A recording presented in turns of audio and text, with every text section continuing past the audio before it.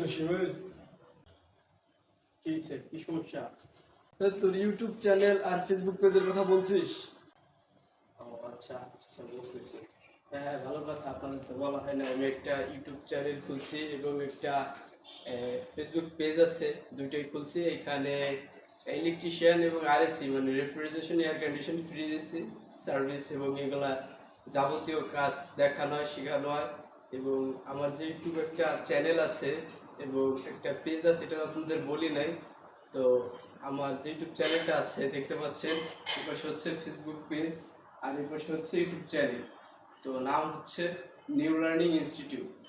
তো যদি আমার কন্টেন্টগুলো ভালো লাগে তো ওইখানেও আমি আপডেট সব ইলেকট্রিশিয়ান এবং আরএসি ভিডিও দিব।